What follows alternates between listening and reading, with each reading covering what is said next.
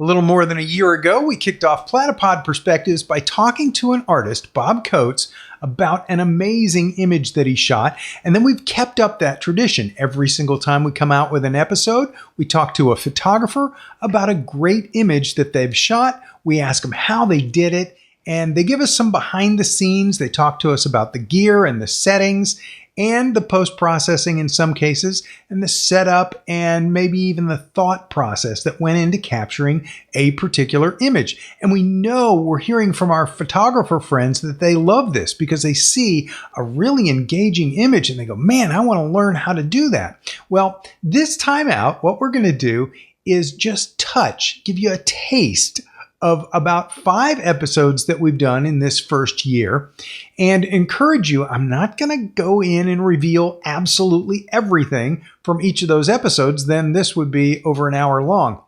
But in this short show, we're going to give you a peek, a taste of several episodes, and encourage you to go back and watch the other episodes on the Platypod YouTube channel when you have some time. You might be watching Bob Coates and go, man, this is great stuff. I'd really like to see the whole episode. Well, you can. It's still there on the Platypod YouTube channel.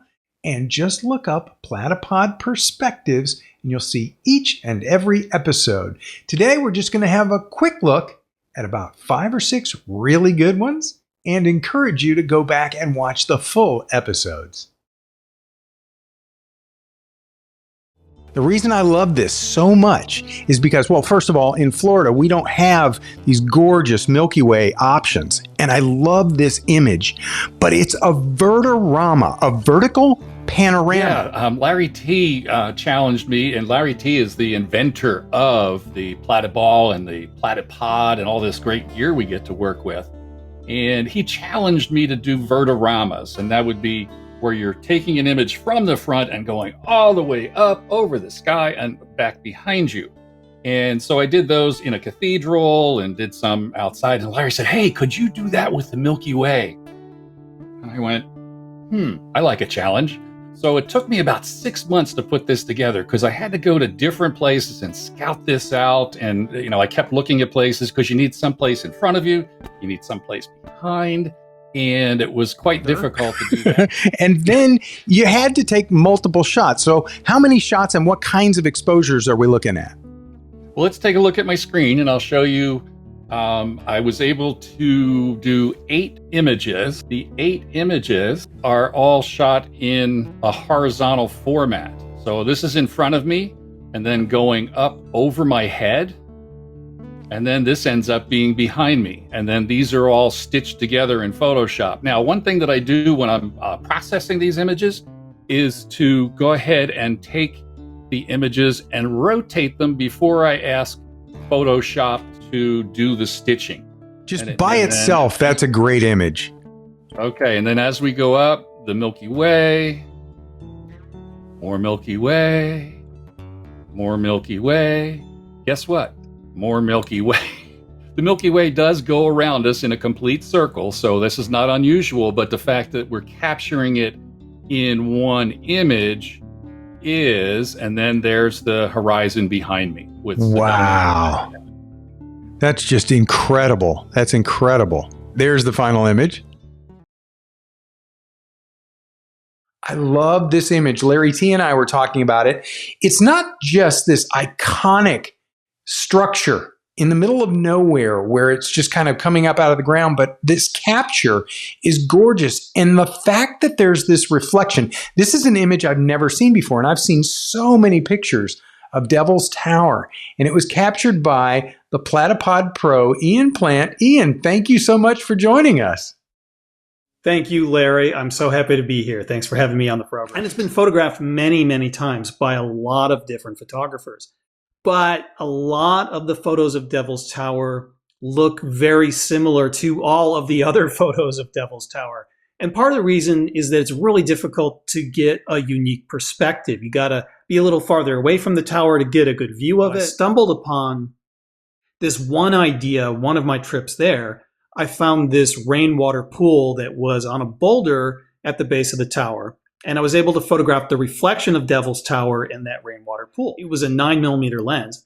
That way I could be zoomed out enough to capture not only the reflection of the tower, but the tower itself in the background and the boulder that was surrounding that rainwater pool. So I had to get into the perfect position. I had to get down low enough so that I could pull the reflection of the tower into the rainwater pool. And there was a corner to this pool. So I set up there using that corner as my foreground. So I needed to pull the reflection of the tower perfectly down into that triangle, that upside down triangle formed by the corner of the rainwater pool. So there was really only one specific spot where I could make this entire composition come together. I was blown away when I first saw this, and the way he captured these is truly amazing. It was a very dedicated process. The photographer featured artist of the day, Stuart Wood. Thank you so much for joining us, Stuart. Thank you for having me, Larry. Great to be here. I'm very excited. Me too. So tell me just a little bit about this image. The first thing you really need to do, you need to go out in the daytime to begin with and just scout out an area where there's damselflies. Damselflies will typically roost at night on the edge of the pool. So if you find them flying around the pool, you know they're going to be. Once you've got that time, you got your location, you head out there with torches, you look around the side of the pool and you'll see the damselflies. They'll be just roosting. They'll be sitting mostly on blades of grass or some sort of foliage. Okay. And they're just sitting there. Then the hard part comes because you've got to get them from there to your setup. So you take them off, you place them onto a setup like this, which is my Platypod gear. And the hardest part is getting the damselfly onto the same with the flower. You want the flower out of focus so that your attention drawn to the actual water drops with the flower. Yeah, that's amazing that it's a flower that's behind the damselfly, because it just looks like a gorgeous, beautiful background, but you can't even tell that it's a flower. Yeah, it worked out great. I'll be honest with you, I wasn't expecting it to work. I think it did definitely work out great, and it's going to inspire. From our friend Deborah Sandage, she's a Platypod pro, and this image is just so striking. I cannot believe the detail and how close this beautiful bird portrait is, and I want to learn all about it, how it happened, from the person who snapped the shutter. Her name is Deborah Sandage. Deborah, thank you so much for joining us. Thank you for having me. When I travel, different lenses, but at home, sort of the unexpected use for this is that I set it up on my desk. I have an L-shaped desk in my office. And on one side, there's a window and a nice view of birds and forests and woods and that kind of thing. So I set it up on my desk and just really got so involved with that. That particular bird was a pretty good sized bird compared to like a smaller bird. Like that's a brown thrasher, and they have the most beautiful eyes. I think they're so expressive. So I really wanted to focus on the beautiful bird having a soft blurred background, and that's using an aperture of around 5.6 and in mealworms, because they absolutely adore mealworms. I learned about all the tricks and tips that certain birds like. Certain birds like millet, certain birds like mealworms and seeds and peanuts and all different things. If you're shooting something like birds and they're very small, if they're small in the frame, then it's really hard to connect, with the shot, But if the bird is big in the frame, you feel like you're there. You feel like you're part of this experience and you're seeing this in a very different way. And then I think that's meaningful to not just me, but something I want to share with people so they can also see and experience it. So there's been quite a few birds. So, again, this is just 18 feet up. I'm about a story and a half up from the outside of the window. So I have, a little bit of distance there. Where we show you an amazing image that people are raving about, like this one of Gandalf. And then we talk to the incredible photographer, Platypod pros almost all the time, who are responsible for having created the amazing image. This time around, it's Dave Dearmaker. Dave, how are you doing? I'm doing fantastic. It's great to be here. I'm so glad you're here. And I'm really glad that you agreed to come on the show and then talk a little bit about this image. And it was so inspiring to me and, of course, Larry T at Platypod because it was inspired by a movie poster. So what's a little bit of the background for this image? So I was visiting my home in Ontario, and I took my son to see the latest Indiana Jones movie, The Dial of Destiny.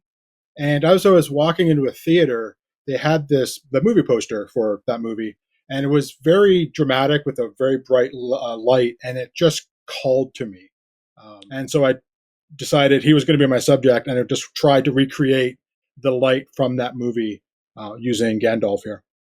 Actually, it's fairly simple in the grand scheme of things. It was shot with basically two lights. I have usually in my studio I have a lume cubes just because they're incredibly bright and they're exactly the right scale for toy photography. They're not too big, they're not too small. So I have a lume cube on a gooseneck attached to a extreme just to get it up in the right spot and hold in the right space. And then I just aimed the light. This is the signature light. And I just aimed it. I'm not going to be able to get it perfect here, and I don't think you can really see it on video anyways. But I aimed it kind of on the one side. So that was like the strong light that was on the one side. But that leaves a lot of shadows on this side. So I grabbed a lume cube panel, also on a gooseneck. Oftentimes when I'm shooting these, I'm sitting from the point of view of the viewer, because that's where my camera is, looking this way, and then behind it, a way to reach out. So I found just using a gooseneck on my lights is a good way to kind of be able to just reach out and get some distance while I'm sitting behind there. But I reached out and just added just a feathering of light on this side just to fill in the shadows.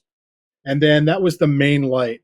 And then behind the figure, what I did was, if you imagine, I have a TV screen that I use behind my figures, and that allows me to use it as an external monitor, so I can display any background that I want to, and I display it using Photoshop, so I can adjust the background so it matches the foreground.